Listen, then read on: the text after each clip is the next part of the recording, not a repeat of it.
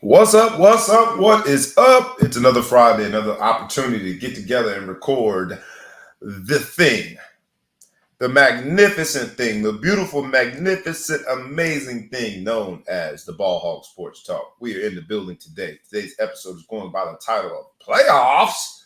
And yes, you do have to say it with that type of accent. Playoffs.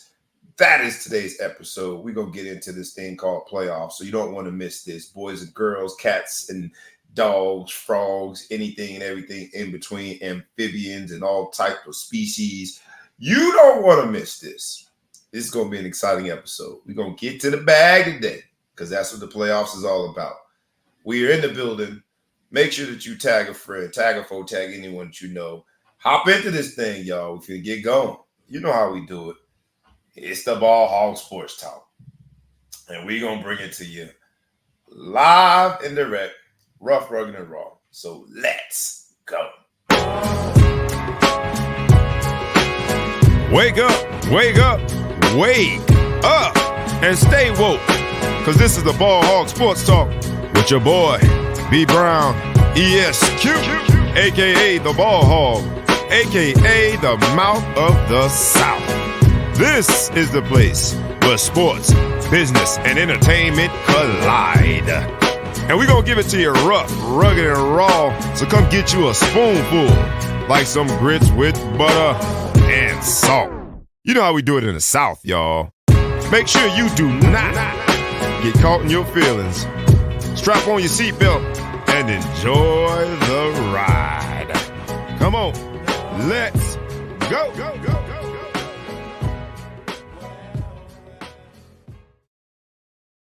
Once again, it's on. Once again, it's on. I get to be in front of this microphone, and it is my distinct honor to do so. My distinct honor to do so on every Friday that we get together to record this Ball Hog Sports Talk. But even more of an honor to do so with the man, the myth, the legend, thou we shall be respected and intergalactically known as. When you say it, make sure that you say it with your chest. He is from the Middle Coast, and he is and shall be known as the Big Flow Show is in the building. What's up, my brother? What's good, brother? The pleasure is all mine. Happy to be here on a nice Friday. I think I call it the calm before the storm because, man, we have been in the 80s, 70s, 80s all week, and now it's in the 40s. And I got to stand outside tomorrow for a game, which is going to be in the 30s. Bears weather is what they call it, but I call it TV weather. But Sound like you're whining a little bit. I don't want to. a little. It's disheartening when they stop paying the heating bill. Up here they close the pool at a certain time, right? They shut the pool down. You just know there's no more swimming. I don't care what happens. We cut the heat off too. We stopped paying our bill as a city. It is what it is. And the winter just jump on your back.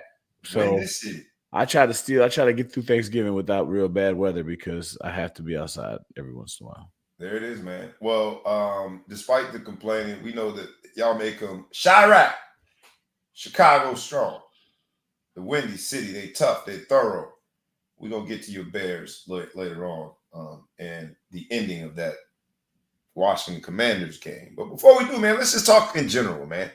First of all, good to see you, man. As always, man. Happy Friday. Absolutely. Happy Friday. Second of all, we're at that point of the year, man, because we are past the halfway point, or this week will be past, we're officially past the halfway point because the Jets hosted the Texans last night. And both teams are officially at their ninth game. All the teams after this weekend will be at the ninth game, will be beyond the halfway point. We saw a World Series that was, we call it a field of dreams in terms of media because you had the East Coast with the Yankees and the West Coast, the Dodgers. You had arguably one of the best players of all times playing in there, and Shohei Ohtani. You've got the all too early predictions of the NBA playoffs, and then there are all eyes. There are just so many alum, fans, enthusiasts of college football that are anxiously awaiting. In 4 days, we're going to get our first college football committee playoff ranking because there are rankings and there are seedings. We're going to get into that. It's a phenomenal time to be a sports fan, but it all starts with the word playoffs. A playoff. Defined as an additional game or period of play that decides the outcome of a tied contest. A playoff. A series of contests played to determine the winner of a championship as between leading teams in different divisions or leagues. Playoffs. While that is the definition, according to Webster or whomever, the real definition is where the rubber meets the road. For us sports fans, the real definition is where legacies are defined. The real definition is where that smoke cannot be avoided.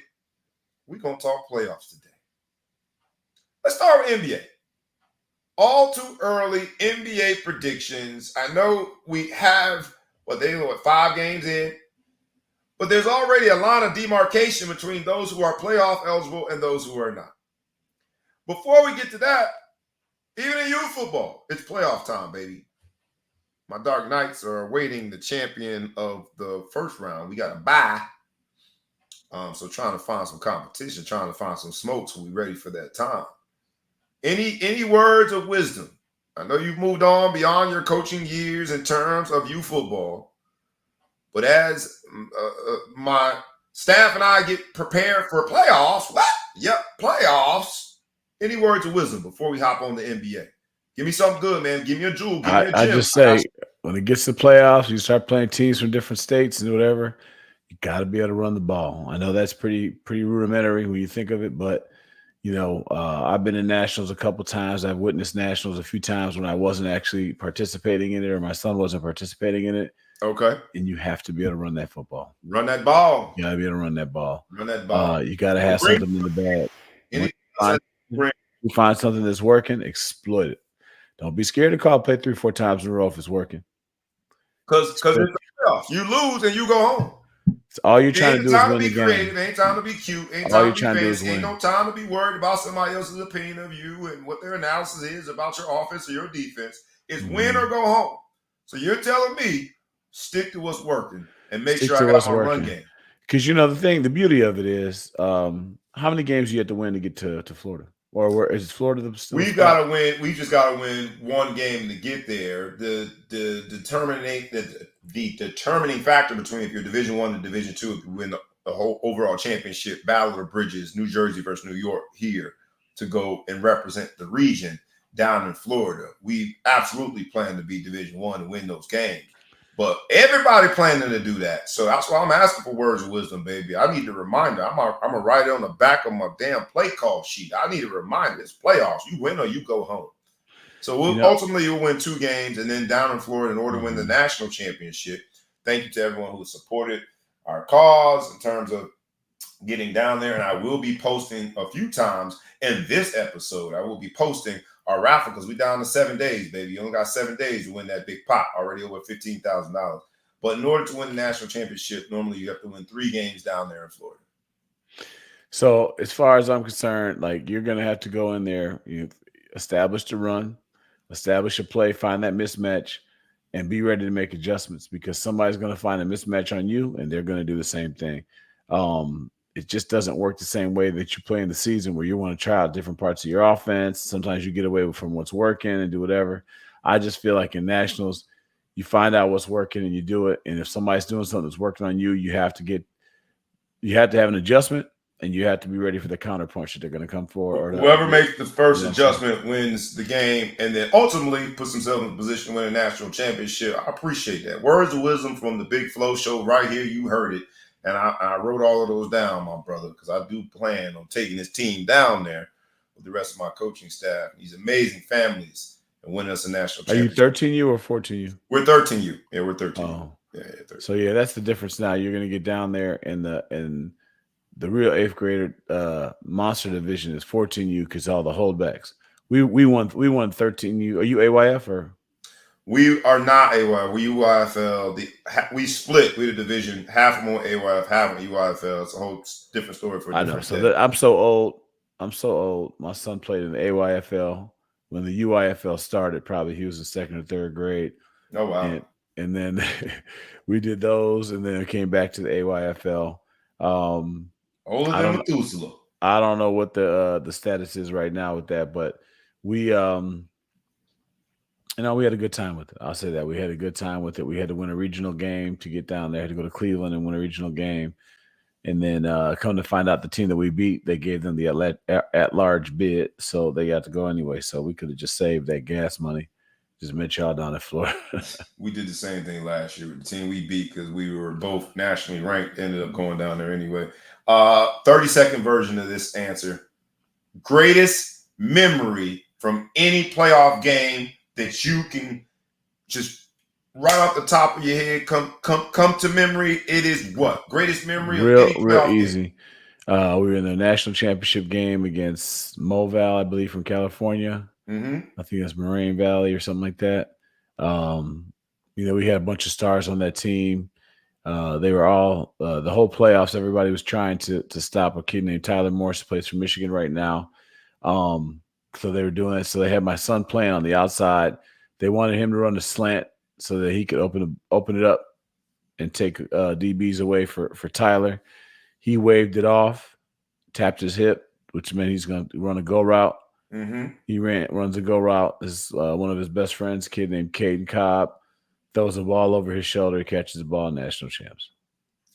National champs, great memory. I hope my greatest memory hasn't happened yet, but we did pitch a bunch of shutouts down there. Defense scored, and when I was on the defensive side, linebacker picks the ball off and changes the momentum back in our favor in the one game that we had been scored upon, which was a kick return. So that was my greatest memory so far. Now let's get to these other playoffs. We got the line of demarcation, although we're only 5 games in. Let's go each division. Who's playoff ready and who's not in the NBA? And then we can really just project going forward. We're not going to be here long in the NBA because ultimately we're about to get to this college football playoff committee. But let's start with NBA because we talking playoffs. What? Playoffs? Yes, playoffs. We talking playoffs today. Line of demarcation, what is it right now as we stand? So about 2 weeks into the NBA. If we had, even though we have 76 games left, some people have got some work to do. Right? Got some work to do. We're 6 games in there. So currently, right now, if the playoffs started tomorrow, the Pacers, the Sixers, the Raptors, the Bucks, and the Pistons would all be at home. Sheesh. On the West, the Blazers, the Pelicans, the Clippers, the Spurs, and the Jazz would all be at home. So you guys, you need to be talking about amongst yourself. Who's going to dig deep, and how are you going to rally over the next 76 games to make sure that you are not left out of the playoffs?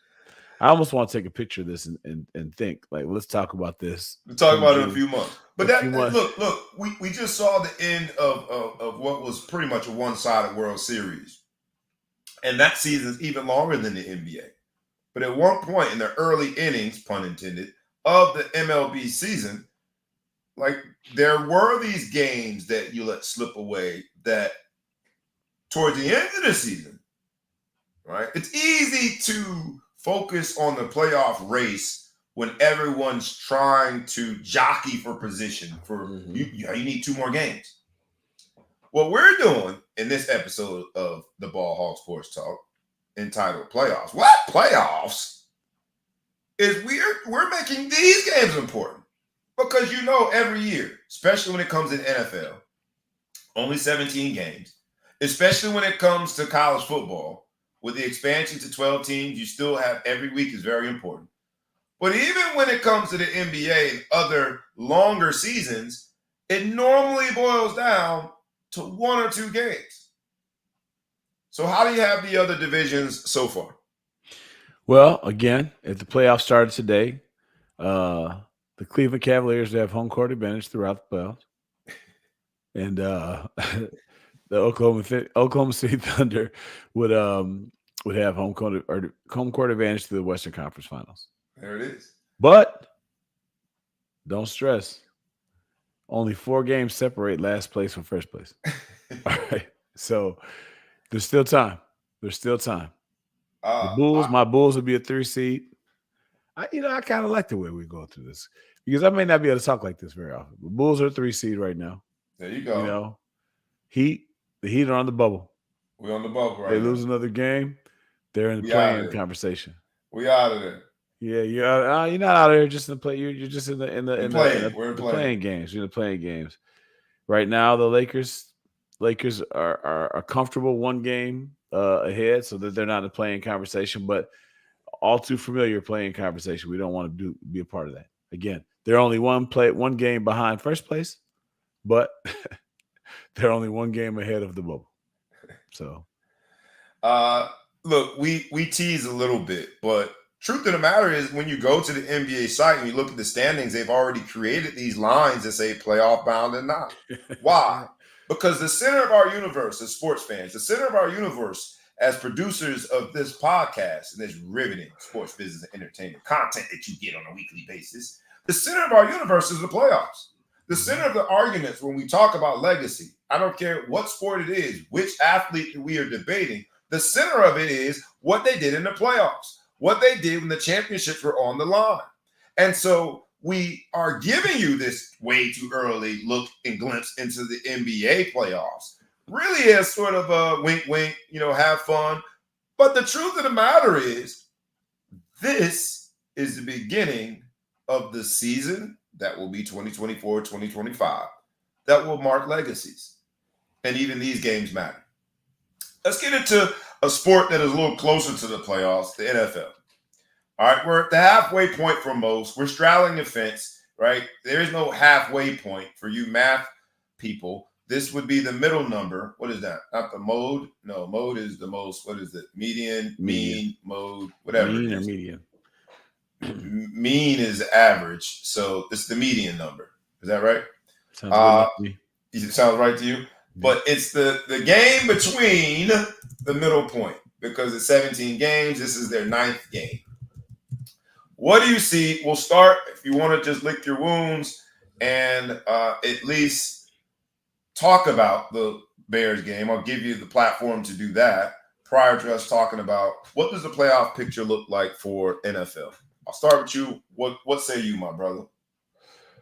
I think it's still pretty open, honestly. The Bears are in the best division in football by far, with the Packers, Detroit, and Minnesota all being very competitive.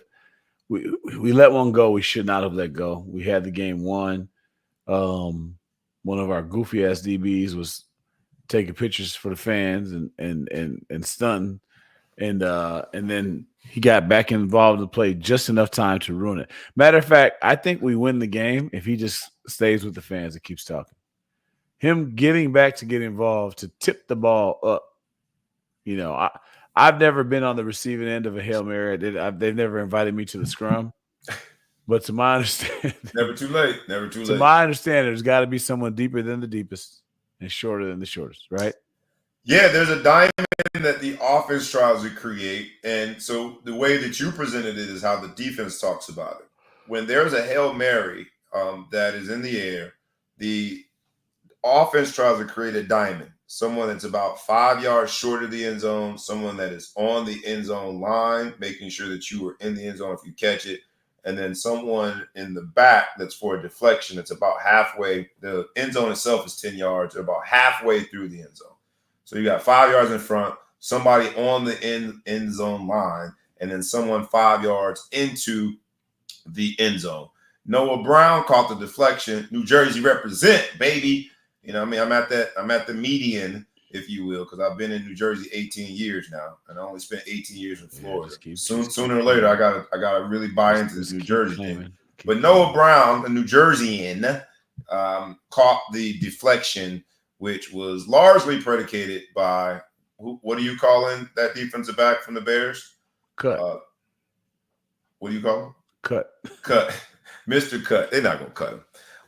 But yeah, so that's how you think of it offensively. Defensively, you just said that there's a different approach to sort of counter the offensive approach. But none of those things work for Chicago's defense. The Commanders win, and the legacy of a very young Jaden Daniels is starting to grow rather quickly, might I say. And if we look at the NFL standings, you look at these NFL standings, all right, We can all talk about just how bad the Commanders, formerly known as the Redskins, have been over the years. That doesn't come into play right now. The NFC East, the beast of the East, is your boy, Jaden Daniels, and that Washington Commanders team. Not the Eagles, not the Cowboys, not the Giants, especially not the Giants, but the Commanders. And so a game like that, where it seemed like the Commanders, no offense, but the Commanders had dominated the game. And Chicago figured out a way with one amazing run by Swift, some really lackadaisical plays by the Commanders. I see where this is going. The Bears had basically figured out how to win. They snatched victory from the jaws of defeat. And in one instant, boom. Well, really two plays. The penultimate play where the Bears defensive coordinator decides to already be in prevent when there's about 6 seconds left. I didn't like that because they were able to throw about a 12 to 13-yard pass and get out of bounds that set up the play for Jaden Daniels to be able to reach the end zone with that pass. But I'm setting this up to say it's these plays that end in these miraculous outcomes. In this case, a Hail Mary that should never have happened. These are the plays that end up leading teams into the playoffs. And, we've been here before, having the confidence, let's say, in the NFC Championship game, if you would. I'm just saying hypothetically. If you've been there before, you're not as nervous and uptight in these moments. And so Jaden Daniels and that Washington Commanders team has looked good all year. They put a whooping on my Browns 2 weeks or 3 weeks ago. And they figured out how to win that game.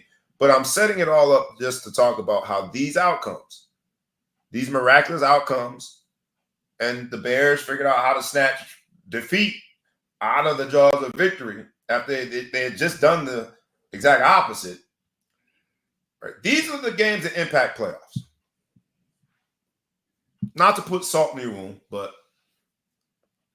were you done with that jar salt? I thought you. There's still some shakes left if you'd like to put it in there. No, I mean, first, I'd like to put a formal complaint. I don't like extra fancy terms for simple stuff. So I don't want you to use the word penultimate again. Just say second to last. Second to last play. It's one of my pet peeve words. Why did second to last deserve a fancy phrase? Huh? Penultimate. Who gives a shit? Second to last. Second to last. You got it. All your degrees are already shown off if you say second to last. But okay, so they gave up that play. The problem was you cannot continue to give people a chance to do a play like that where they give them all the time in the world to set the play up. Put some fucking pressure on the quarterback. If you pressure the quarterback and he takes off running, he's not going to run a 50-yard touchdown. Probably. That's what you want him to do. Break the line of scrimmage. He's probably not going to run a 50-yard touchdown pass. Run. But if you send 4 or 5 guys, you at least don't give these dudes a chance to go down and break dance in the end zone. You know, we had enough time for our goofy ass defensive guy to sign 3 autographs, kiss 2 babies, and get a phone number out the stands and still make it over to the play, just enough time to fuck it up. So we gave them too much time. So it's a shame. It's a shame because the Bears messed up and they tried to hand the ball on the penultimate drive. Is that how dumb that sounded? Penultimate. The penultimate drive where they handed the ball off to an injured offensive lineman to try to be in a refrigerator Perry moment, and he fumbles the damn ball. And I knew we still had it. We got the ball. The defense stepped up. They did what they're supposed to do. We got the ball back. We came down, drove, and we scored. I forgot about that. Yeah, I don't know what the offense coordinator was thinking. He wasn't. Same thing as a damn DB. They let that DB call the play, the DB. And then you get there, just finish the game, man. We only got a few seconds left. Just finish the game. Finish the game. So anyway, he's been going back and forth with the fans all day. I don't know if he might be from the Baltimore, Maryland area, from the DMV area. DMV. But it was painful to me because you remember the week before I lost based on I being the head coach of a youth football team, lost on the last play of the game and it was down in the DMVU area. Well, the team was DMVU. It was down in the DMV area, and so I just felt a really. I was with y'all, man. I felt your pain, brother. I felt your pain. I know it seems like I'm laughing at y'all now, but I felt y'all pain. So the Commanders are leading the NFC East, and this thing called playoffs. We are at the median game, right? The ninth game that is going to separate the two sides of this season. Let's call it the halfway point. You've got the Washington Commanders, of all people, leading the NFC East. Leading the NFC East. They are a game ahead of the Eagles, which is surprising to me. Cowboys are 3-4. The Giants are 2-6. I don't think 3 teams out of that division make it. So go ahead, Commanders. Who would have thought? My man P-Funk, Parnell, man. He's a Commanders fan. He's the only Commanders fan I've ever seen own it. Shout out to them. NFC West right now. This is the division of mediocrity. The Cardinals are leading the division at a stellar 4-4. 49ers 4-4. Seahawks 4-4. The Rams find themselves in 4th place, but still in it at 3-4. You have the NFC North. The Lions are 6-1. The Packers are 6-2. Vikings are 5-2. And the Bears, in any other year, would be happy to be at 4-3 at this point. But with their last loss and securing the 4th spot in the division at 4-3, right now, on the outside looking in. But anything can happen. Still have half the season to go. Then you got the NFC South. Falcons are on top with 5-3 record, Buccaneers 4-4, and then a mighty drop off. The Saints 2-6, Panthers 1-7. The Panthers are gonna start Bryce Young again, and maybe potential. They went back to the dude. They went back to the dude. They got them in this point to begin with. These Cowboys, so sorry. Who's your pick NFC? And you can't pick the Bears because they're in last place in the division. I just made that rule up because I didn't want to hear you say the Bears. Who you got coming out the division? Out of the conference, man. Some really competitive divisions in the NFC East with the Commanders at 6-2 and the Eagles at 5-2. Very competitive. If you take the Bears out of there, I'm gonna go Detroit. You're going Detroit. Detroit is now leading NFC North at 6-1 with Packers breathing down their neck at 6-2 because it's a higher winning percentage with one more game that the Packers have lost versus the Lions. That's why the Packers are the Lions are ahead of that division. I gotta apologize publicly. I didn't think that Jordan Love was going to be who he is. I think that I like the Packers. I like the Lions. I just think they're going to beat up on each other too much. And strange twist, man. I like the Commanders or the Eagles. If the Eagles can get it together, but Falcons can't do it. Just don't see it. This is the toughest year in terms of figuring out who's going to come out that NFC. Really interesting. Maybe the Lions do it. Football's great this year. Great college football, college football. So much parity. And it makes, again, I know the episode is called Playoffs, and we've gone back to the word several times. We all have our eyes on these playoffs. When parity sets in, whether it be the college ranks or the professional ranks, it makes the playoffs that much more vital and important because every single week, every single game, it makes it that much more important for you to punch your ticket to the playoffs.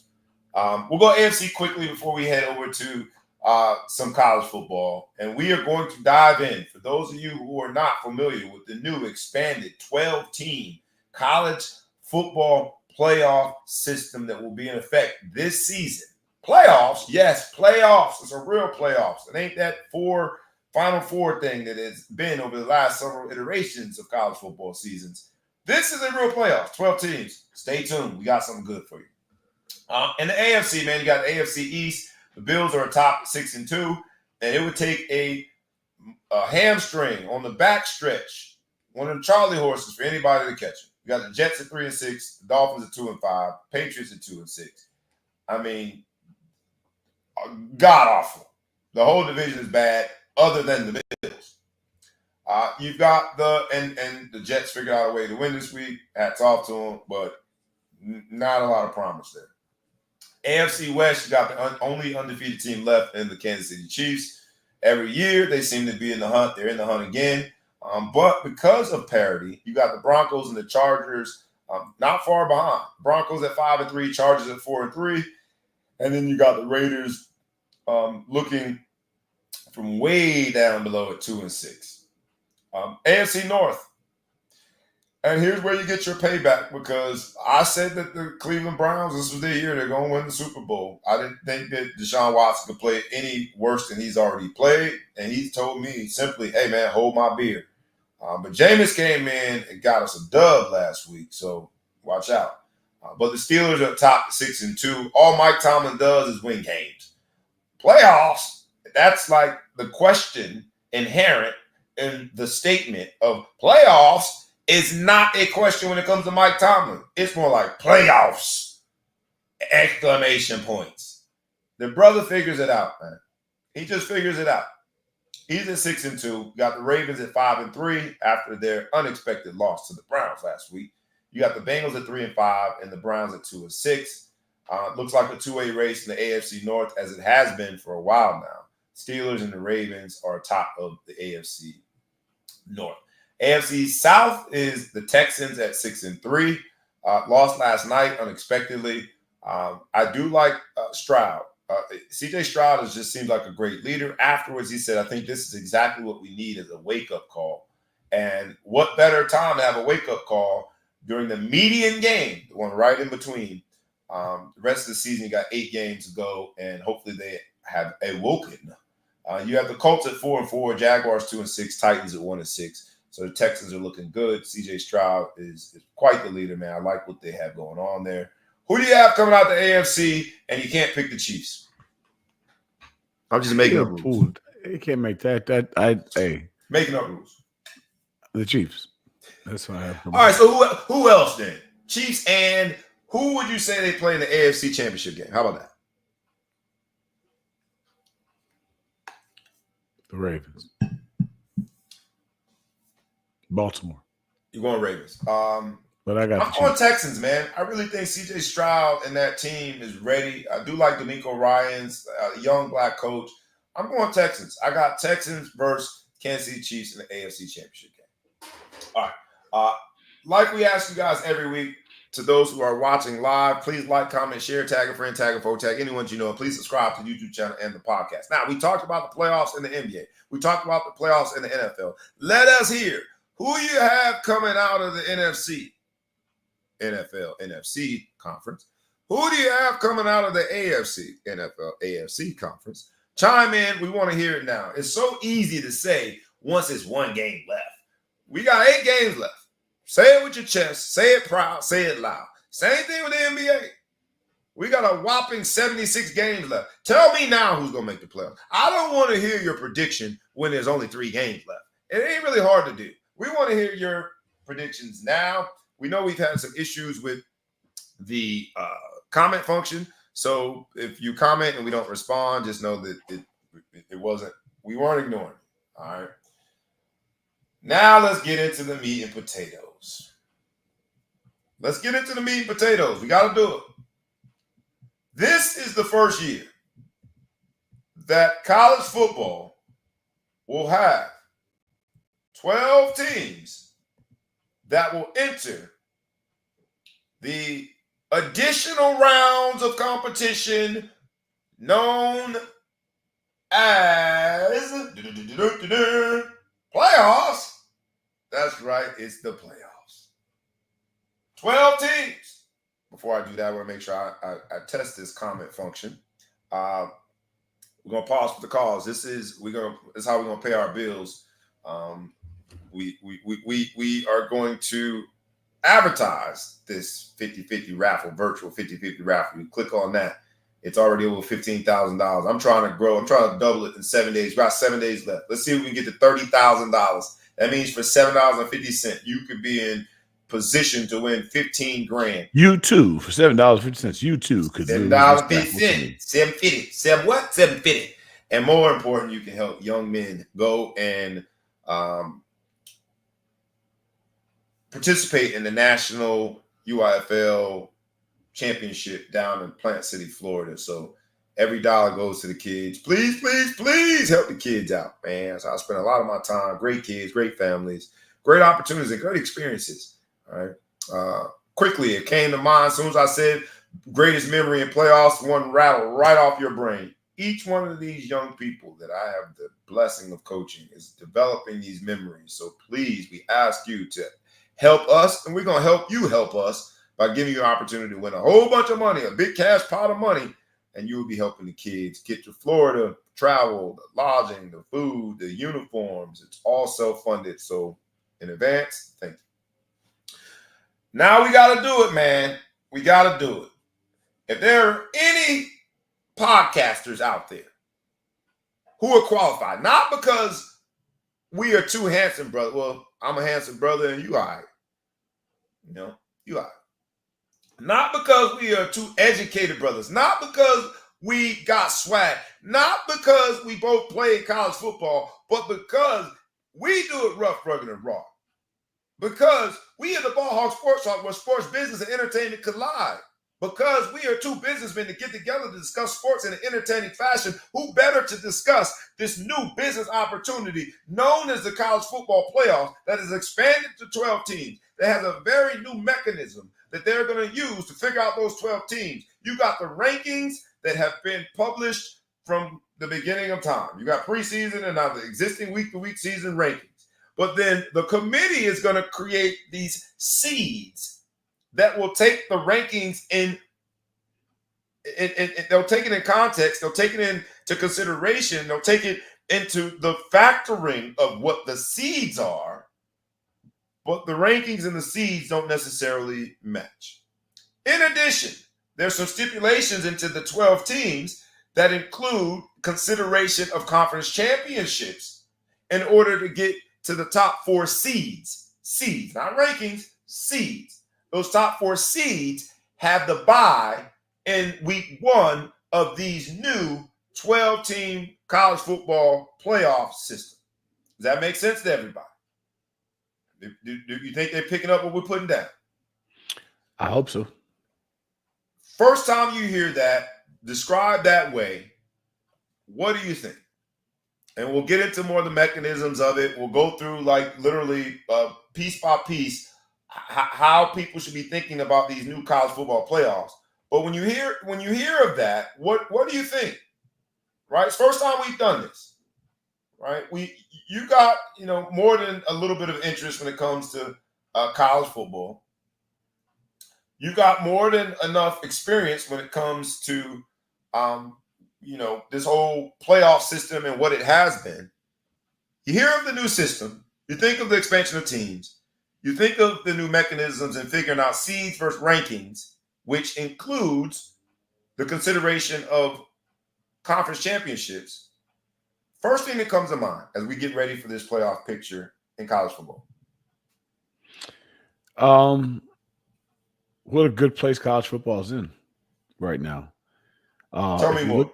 If you look at the teams, I think there's a lot of rules changes that they're thinking about. Excluding the impact that it has on players like my son and different things of that nature, being able to get some of these older players in college football has really put some more parity into the game. We've got a lot of guys that would otherwise be chasing NFL dreams that are still playing in college. So because of that, we've got a lot of really good college football teams. We got a lot better quarterback play than we've had in the past.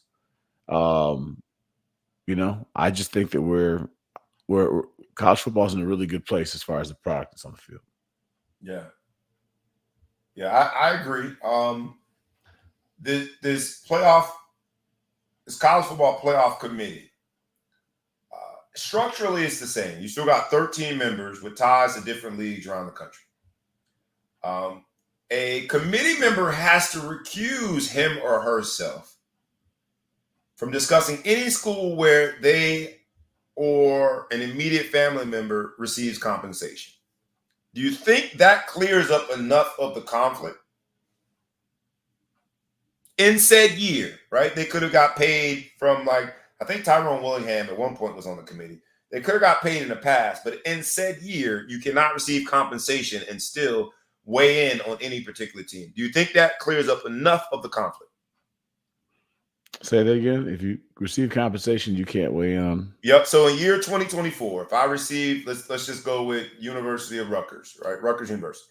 If I receive compensation from Rutgers, let's say I'm an adjunct professor, but I also sit on this committee, I've got to recuse myself when any discussions about Rutgers comes up. Do you think that eliminates enough of the conflict when it comes to how these committee members weigh in on the seating? No, there's still gonna be just so much bias, but you'll never get that out of any sport. Anytime you have something that is with a lack of definitiveness, like the way college is, we have too many teams, 132. There's no way to do a fair system. You're always going to have a lot of bias, and it's always going to be unfair at a certain level. What I look at this year compared to other years is, we have 12 teams. They are trying to mess it up. I've heard some proposals that mess it up. I think if they go top 12 teams, I would rather be sitting here in December arguing about 12 versus 13 than I am 4 versus 5, right? If you look at the top 8 teams that we have right now, if the playoffs started today, hold on, I had it up. But remember, you're going to give us rankings, and the rankings and the seedings are slightly different, although there's going to be some overlap. But the seedings, I think people will get over as much because of how close it is at the top. But right now, we've got Oregon, Georgia, Penn State, Ohio State, Miami, Texas, Tennessee, and Notre Dame. Now, those are the top 8. So, obviously, we got 4 more teams that are out there. I saw some teams that are outside the top 12 looking in. For some reason, there's a tie at 11. But they don't have Indiana's not in there right now. I think they'll take care of themselves if they just keep playing the way that they should be playing. I think they'll come through and they'll get in if they deserve to be in. But they put together a great season so far. There's a couple undefeated teams and 1-loss teams. Everyone's going to think Bama should be in there, even if they lose 3 or 4 more times. That's just kind of the way things are there. But I think it's interesting when you look at the roster right now of teams that are in that roster, but the lineup of teams that are supposed to be in the playoffs in this picture, and you think, what if this is a top 4 get in season? Man, would there be some controversy more than any other year at this point in the season?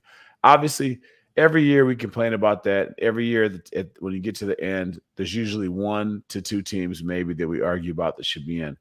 I'm thinking that with a 12-team system, we're not going to have that many arguments. And if we do have an argument, you just move the arguments down. Huh? You just move the arguments down. You think that there will be less arguments? You do have that. You move the arguments down, but you're not as much. Okay, take Indiana right now. They're on the outside. They're 8 as an undefeated team. As an undefeated team, they're on the outside looking in. Right? They're below. Now, which 2-loss team are they below?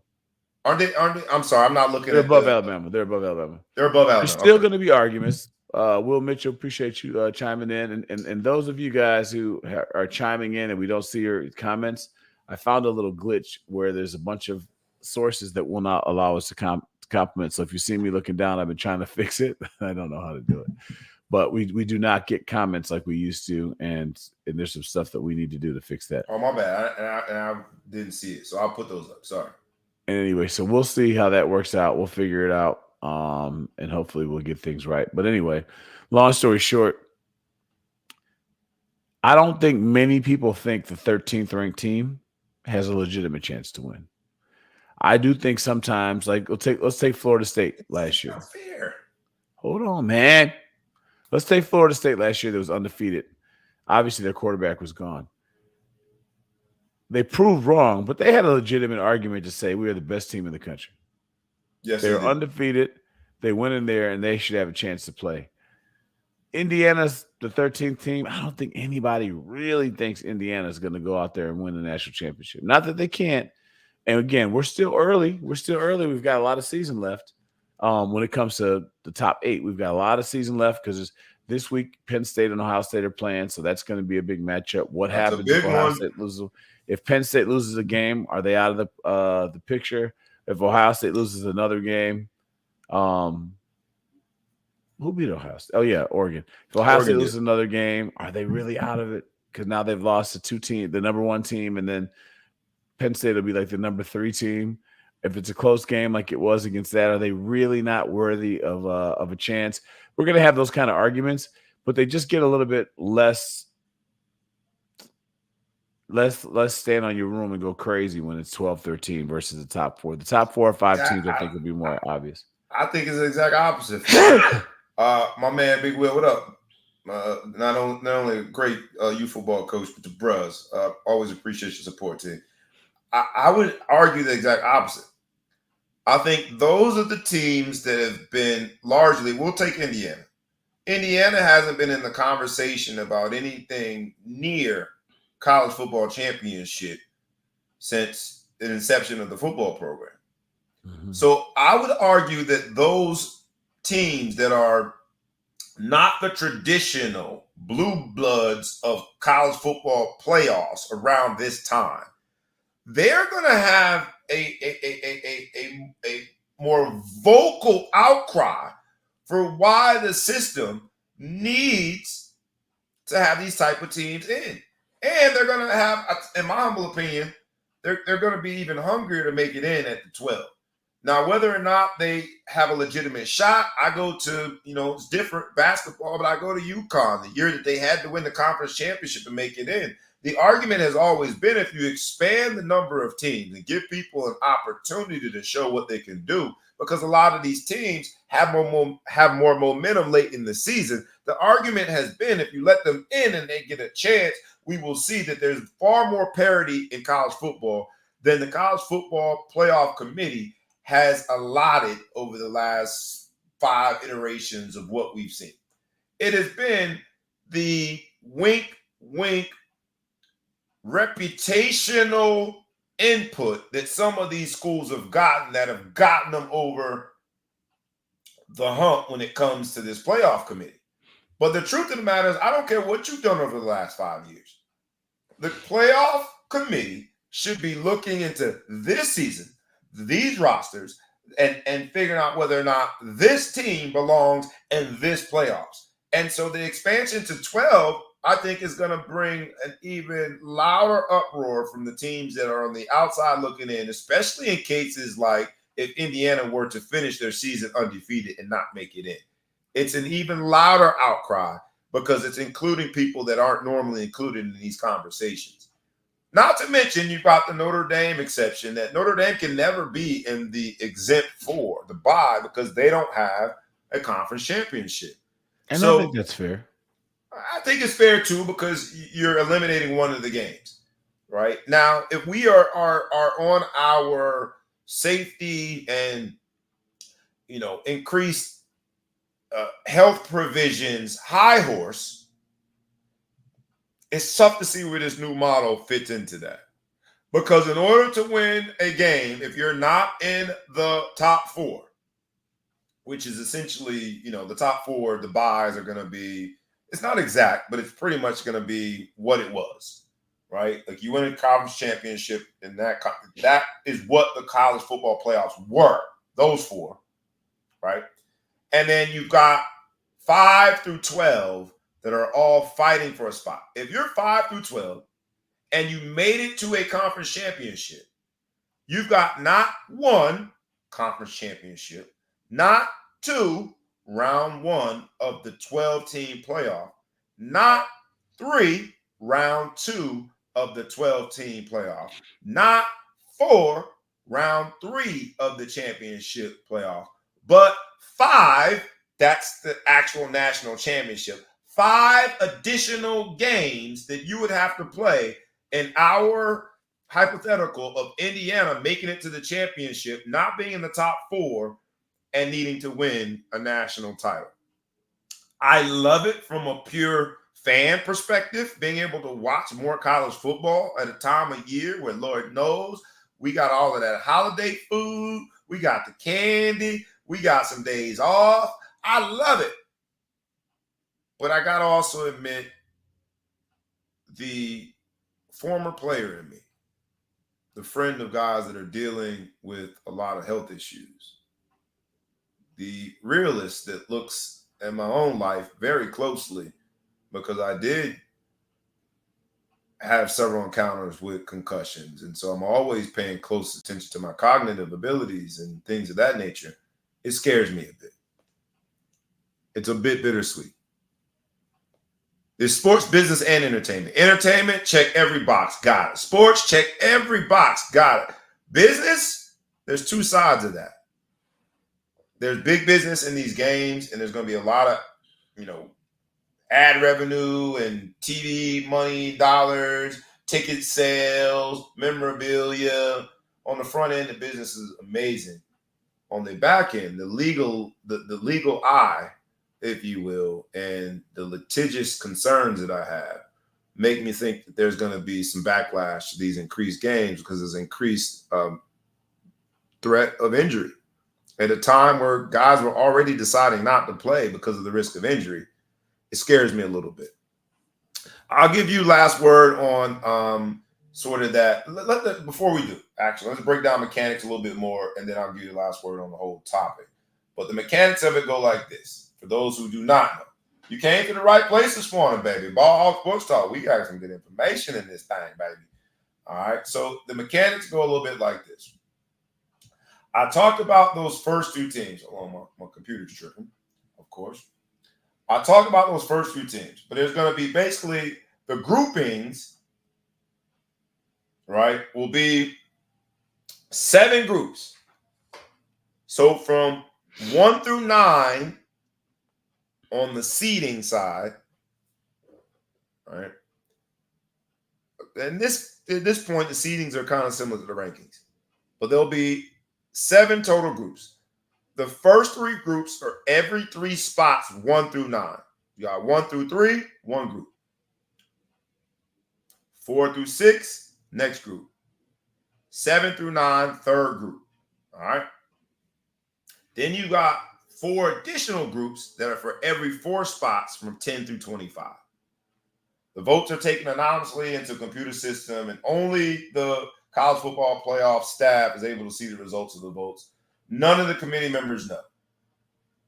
These small little groups are going to give us the analytics to figure out who goes into the playoffs. So all you cybermetric guys, all y'all dudes that was in the front of the math class and got teased, y'all have an amazing opportunity in terms of job security in sports. But this is broken down to the metrics. Do you think we get it right with 12 teams? Or did we just increase the number of teams that are going to be fighting over why the system is broken?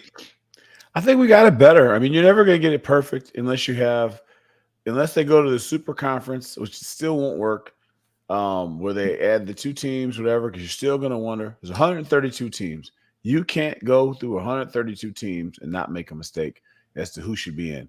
You just can't. Because now it's like, do we judge it off the body of work? Do we judge it off the best teams? Do we judge it off who can win? And if you listen to these snake oil salesman coaches, they all pick the stance that works for them. And they beat their chest and say, this is why I should be in.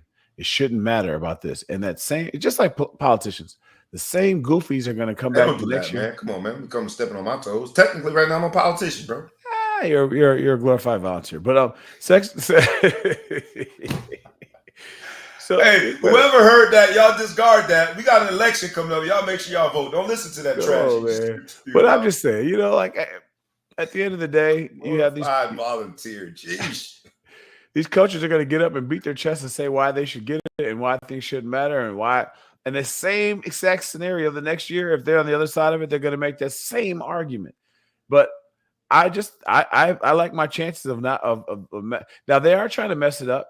I have seen them say that they're going to do 4 SEC, 4 Big Ten, and then 4 at large. That's a mistake. Yes. And You that's a think that mistake. messes it up when they start being specific Yeah, I about think just the top 12 teams. I don't care what conference they're in. Maybe if you want to do top 12 team limit for conference to say so you can't have 5 SEC teams in there. I would say that. But I would say to give you the top 4 in the SEC and the top 4 in the Big 10 and say that they're automatically in is a disgrace because we want the best teams out there. BYU could be one of the best teams out there. Boise State could be one of the best teams out there. Why should we be denied that opportunity? And I think it's a much better. We watched the Big Ten play each other all year, right? We watched right? the SEC play each other all year, and they have a conference championship that's going to kind of determine that. And again, you still got a little bit of a chance for a mistake because it could be, the last. Who's playing well now? Maybe somebody. Like you're always going to have those scenarios where the first 2 or 3 games of the season they didn't have their quarterback situation right, and then they found a quarterback and now they're balling. You're going to have that kind of stuff, but it can't be at everyone else's detriment. I will add this because you talked about the conference championships. I just want to put this in there. The way it's set up with the 12 teams, in order to do it right, rematches are not considered. So the committee doesn't care about that. I know that when it was just 4 teams, whether we directly or indirectly as a group of fans or as the committee themselves, whether it was indirectly or directly, there was a big push to not have rematches. Not only can there be a rematch, but there can be, because of the first round being hosted by the higher seed, there can be a rematch at the same location.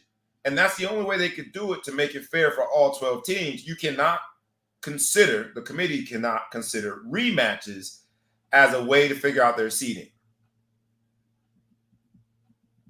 And I just raised that because there are going to be some questions, man. There's going to be some questions. I'll give you last word on it before we get out of here, man. I did want to talk briefly about these dunks, and then we're going to go home for the day. I think rematch. I don't understand why rematches don't count. That's stupid. I count the second game. The first game doesn't count. Whatever the rematch is counts. The second game doesn't count, or the first game shouldn't count because that's who you are today, right? That's closer to it. And maybe I sound a little hypocritical because I understand. One of my complaints is people are like, "Oh, well, it's a different team today." I don't know. I just keep going back to. I can't wait to these damn playoffs. This is going to be awesome. This is going to be the best year ever for football. It's already one of the best years ever for parity. I love seeing upsets. That's one of my favorite things. Maybe there's a hater in me that needs to be satisfied, but I like the fact everybody got a chance. Hey, I'm asking all of those programs. Which camera are we at right here? I'm asking all of those programs. They're on the fringes, the 12 through 18. I need you to go do some research. Look at what Alabama and Georgia, Notre Dame. Look at what these teams have done in creating a campaign to get in. University of Florida did it. Utah did it. Urban Meyer is notorious for it.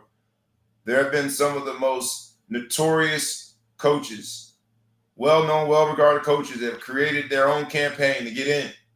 Start setting up your campaign now in this election season. Do what you need to do. Be very loud and boisterous. That's the only way you're going to get in. It's going to be the same effort.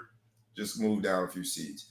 I got to ask you before we get out of here, man, which catch do you think was the best one-handed catch? And when I ask that, I'm asking you simple and plain. You had Odell Beckham Jr. one-handed catch, and we've seen that several times. Let me see if I can show you both of them. Let me see this one right here first. Let me get this one first. You had Odell Beckham Jr.'s one-handed catch.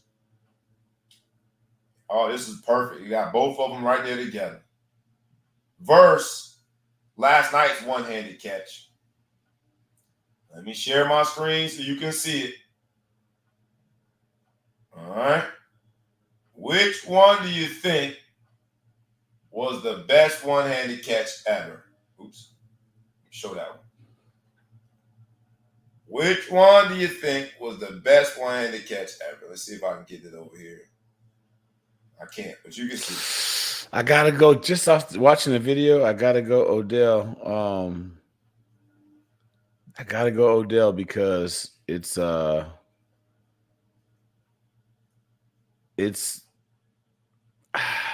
he's more extended. You know what I mean? Like he's reaching back further. You know, what's his name looks kind of like the Jordan figure going straight up, but Odell reached back and his looked like it was flying out of bounds, and he did it first. So I got to give it to Odell. Crazy is both of those one-handed catches happened in the same stadium, MetLife Stadium. Garrett Wilson with the Jets, Odell Beckham with the Giants. I was at the Odell Beckham game. I was not at last night's game. But as a receiver, I'm gonna put some hater in it. It's the gloves, man. All these doggone one-handed catches, man. These kids ain't doing that, man. I did hear it's the gloves. Yeah, that's hating though. That's hating at its best, but that is pretty much hate. I gotta admit, I was hating with that one. This has been the playoffs episode. The what? Playoffs? Playoffs, gentlemen. Playoffs, ladies. This is the time where we all start to narrow our focus.